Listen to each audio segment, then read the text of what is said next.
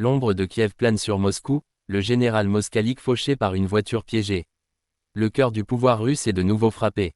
À Balachika, en banlieue et de Moscou, une explosion d'une violence inouïe a arraché à la vie le lieutenant-général Yaroslav Moskalik, 59 ans, figure de proue de l'état-major des forces armées russes.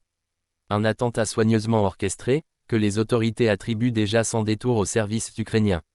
Le général Moskalik, connu pour son rôle clé au sein de la direction générale opérationnelle, n'a pas survécu à l'explosion d'une Volkswagen Golf piégée, dissimulée non loin de son domicile. Selon les premiers éléments de l'enquête rapportée par AP News, source, environ 500 grammes de TNT, mêlés à des éclats métalliques, ont été utilisés pour cet attentat d'une précision glaçante. Le service fédéral de sécurité russe, FSB, affirme avoir arrêté un suspect ukrainien, Ignakuzin, né en 1983, accusé d'avoir installé la charge explosive avec l'aide directe des services spéciaux de Kiev. L'explosion a été déclenchée à distance, depuis le territoire ukrainien, a précisé un communiqué officiel relayé par le Figaro, source.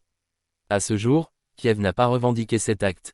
Mais pour Moscou, le doute n'est plus permis. Dans les couloirs feutrés du Kremlin, les conversations sont sans ambiguïté, l'Ukraine mène désormais une guerre de l'ombre sur le sol russe, frappant au cœur même de ses élites militaires.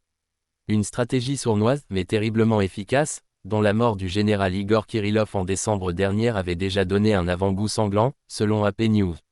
Ce nouvel assassinat intervient dans un contexte diplomatique tendu, alors que Vladimir Poutine recevait à Moscou l'envoyé spécial américain Steve Witkoff pour discuter, ironie tragique, de la paix en Ukraine, Washington Post, source. À Balachika, les stigmates de l'explosion sont visibles, façade éventrée, voiture calcinée, habitants hagards. J'ai cru qu'un missile avait frappé notre quartier, témoigne une riveraine sous le choc. Pour les Russes, ce n'est plus seulement la ligne de front qui est en danger. C'est leur propre maison. À l'heure où Moscou promet une réponse appropriée, une seule chose est sûre, la guerre entre la Russie et l'Ukraine a franchi une nouvelle étape. Invisible, impitoyable, et désormais impossible à ignorer.